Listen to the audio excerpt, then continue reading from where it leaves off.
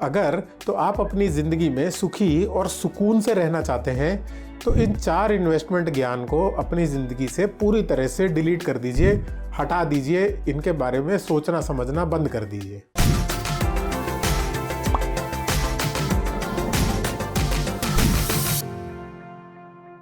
Hello everyone, मेरा नाम है सीए गुरप्रीत सिंह भल्ला और अपने चैनल कंसल्ट गुरप्रीत पर मैं आप लोगों का स्वागत करता हूं।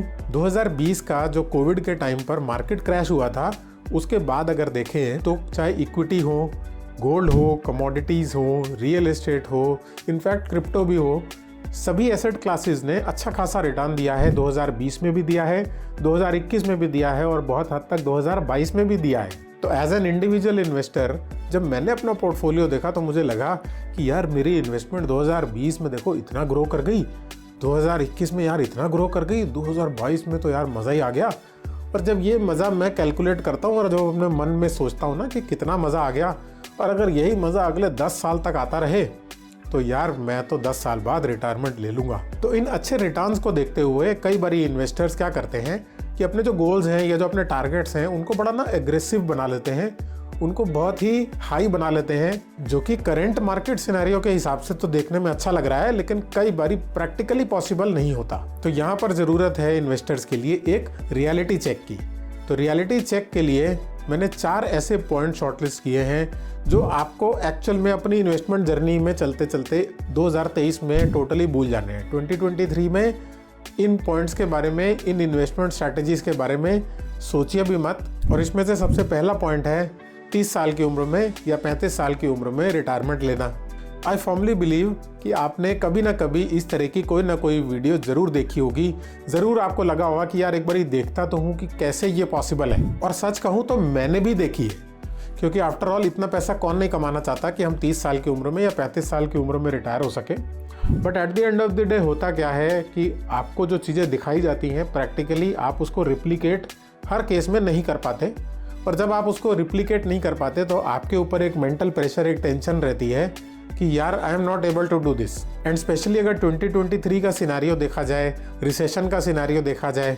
बाय द वे, अगर आप रिसेशन के बारे में और जानना चाहते हैं कि रिसेशन का 2023 में क्या सीन है और कैसे आप अपने इन्वेस्टमेंट्स को रिसेशन से बचा सकते हैं, तो उसके लिए मेरा एक सेपरेट वीडियो, आप वो वीडियो जाकर देख सकते हैं, लिंक मैं आई बटन पर दे दूंगा। तो सच तो ये है कि ये जितने भी सपने हैं, ये जो भी ख्वाब हमें सोशल मीडिया पर दिखाए जाते हैं, ये बहुत हद तक इम्प्रैक्टिकल हैं। ये हर केस में फीजिबल नहीं है।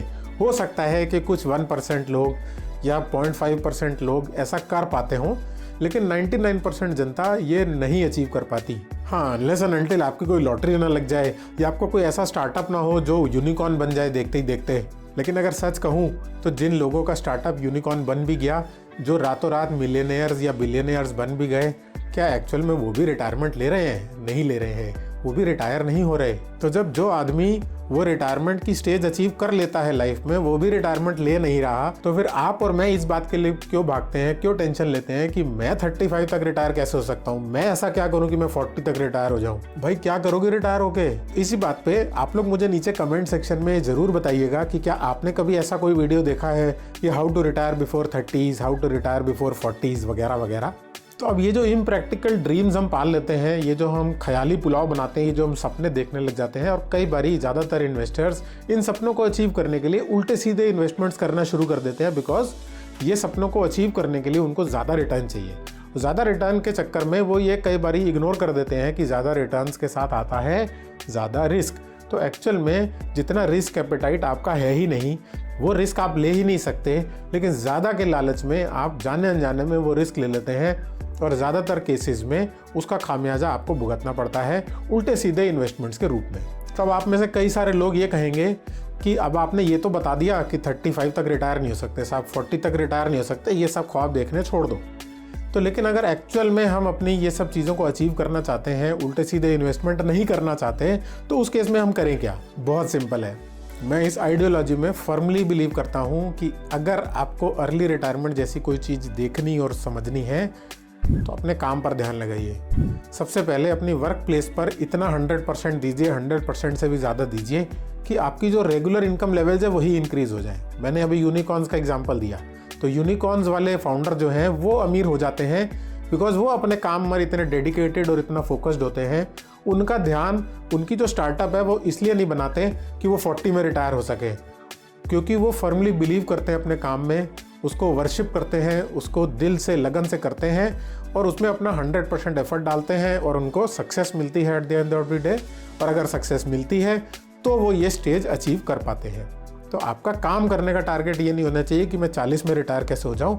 आपका काम आपका टारगेट होना चाहिए और उस तरह से आप अपनी इनकम लेवल्स इंक्रीज कर पाएंगे और आप 40 में रिटायर शायद हो जाएं।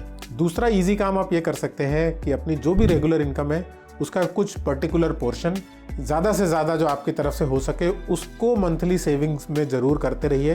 अच्छी जगह इन्वेस्ट करिए, सेंसिबली इन्वेस्ट करिए और जितनी जल्दी हो सके उतना जल्दी शुरुआत करिए। अब आते हैं दूसरी चीज़ पर जो आपको 2023 में भूल जानी है, वो है फैंसी ट्रेंड्स फॉलो करना।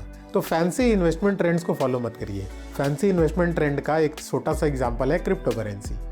तो क्रिप्टो करेंसी का बहुत हाइप हुआ, सोशल मीडिया पर बहुत हाइप हुआ और काफ़ी सारे लोगों ने इसके बारे में हाइप क्रिएट करना शुरू कर दिया कि crypto currency is the future.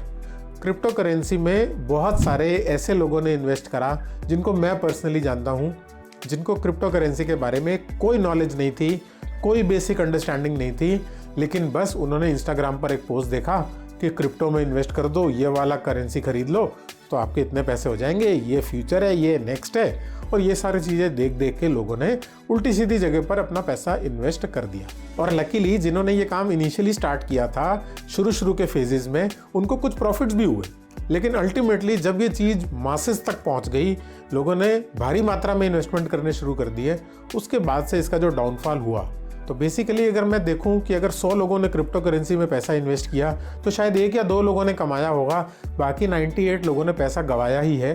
और बहुत सारे लोगों की वेल्थ वाइप आउट होते देखी है मैंने, क्योंकि रातों रात कई सारी ऐसी क्रिप्टो करेंसीज थी जो जीरो हो गई। एक और फैंसी इन्वेस्टमेंट का एग्जांपल है, लोग मेरे से ये पूछते थे कि कौन सी NFT में इन्वेस्ट करें। NFTs का भी बड़ा ट्रेंड आ गया कि क्रिप्टो करेंसीज के बाद the next future is NFT।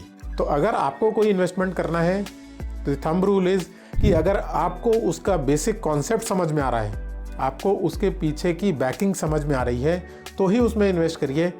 क्योंकि सिर्फ मेरा पड़ोसी कर रहा है, क्योंकि सोशल मीडिया पर वो इन्फ्लुएंसर इन्वेस्ट कर रहा है, क्योंकि मेरे फेसबुक पेज पर एक बंदे ने पोस्ट डाला था कि उसने एक बिटकॉइन खरीदा है इसलिए मुझे भी खरीदना है, ये वाला जो फंडा है इन्वेस्टमेंट का, इसको भूल जाइए 2023 में। क्योंकि बहुत सारी ऐसी कॉपी पेस्ट वाली चीज़ें हैं जो कि इन्वेस्टमेंट में काम नहीं करेंगी। अच्छा, इसके अलावा कुछ फैंसी इन्वेस्टमेंट्स और भी हैं जिन पर शायद अभी तक आप लोगों का ध्यान ना गया हो, लेकिन सुन के आपको लगेगा कि हाँ यार बात तो सही है। तो कुछ अच्छी बड़ी इंडिया के टेक स्टार्टअप्स के जब IPO आए तो वो बहुत हायर वैल्यूएशन पर आए, क्योंकि सब लोग पैसा लगा रहे हैं, मुझे भी IPO में इन्वेस्ट करना है, मेरे सारे दोस्त IPO में इन्वेस्ट कर रहे हैं, मैं भी कर देता हूँ। और हुआ क्या, at the end of the day हमने उस कंपनी की वैल्यूएशन को नहीं समझा, हमने उसके बेसिक्स को नहीं समझा, हमने उसके फंडामेंटल्स, उसके टेक्निकल्स को एनालाइज नहीं करा, पैसे लगा दिए क्योंकि मेरे सारे दोस्तों ने लगाए हैं, मेरे सारे दोस्त पेटीएम में पैसा लगा रहे हैं, मेरे सारे दोस्त नायका में पैसे लगा रहे हैं, तो इसलिए मैं भी लगा देता हूँ। तो ऐसा करना, और ऐसा करके अल्टीमेटली रिजल्ट क्या हुआ, सबको लॉस हुआ। फिर आते हैं ऐसे तीसरे काम पर, ऐसे तीसरे इन्वेस्टमेंट फंडे पर जिसको आपको भूल जाना चाहिए, और वो है मल्टी बैगर स्टॉक चूज़ करना। पहले तो ये शब्द इतना प्रचलन में नहीं था, लेकिन 2022 से स्पेशली हम लोग देख रहे हैं कि हर आदमी मल्टी बैगर ढूंढ रहा है। वो ये सोच रहा है कि कोई मल्टी बैगर स्टॉक मिल जाए और बस मेरे 1 लाख रुपए 1 करोड़ हो जाए और उसके बाद तो मेरी लाइफ सेट है। हाँ, अब मैं ये नहीं कह रहा हूँ कि मल्टी बैगर स्टॉक्स होते नहीं हैं, लेकिन आप उस मल्टी बैगर स्टॉक तक पहुँचेंगे इसकी प्रोबेबिलिटी क्या है। मल्टी बैगर स्टॉक्स होते हैं, मल्टी बैगर स्टॉक्स बहुत से लोग खरीदते भी हैं और उनको उसमें अच्छे प्रॉफिट्स भी होते हैं, लेकिन उस मल्टी बैगर की तलाश के चक्कर में ज़्यादातर लोगों के जो इन्वेस्टमेंट्स हैं वो लॉसेस में जाते हैं। आप पेनी स्टॉक्स खरीद लेते हैं कि ये तो 5 टाइम्स 10 टाइम्स 100 टाइम्स हो जाएगा और उसके बाद तो मेरी लाइफ सेट है, लेकिन एक्चुअली में आप उस मल्टी बैगर स्टॉक तक पहुँचें, इसके लिए बहुत सारी स्किल चाहिए, बहुत सारी एनालिसिस चाहिए, बहुत सारी रिसर्च और स्टडी चाहिए। और अगर ये सब कुछ आप कर पाते हैं, आप इतना टाइम निकाल पाते हैं, तब तो एक बारी उम्मीद है कि आप उस मल्टी बैगर स्टॉक तक पहुंच जाएंगे। अदरवाइज आप उस मल्टी बैगर स्टॉक तक तो नहीं पहुंचेंगे और उस मल्टी बैगर की तलाश में आप अपनी इस जर्नी में पैसा गंवाते चले जाएंगे, लॉसेस खाते चले जाएंगे। तो जो पॉइंट मैं यहाँ पर समझाना चाहता हूँ वो ये समझाना चाहता हूँ कि अनड्यू लालच ना करें।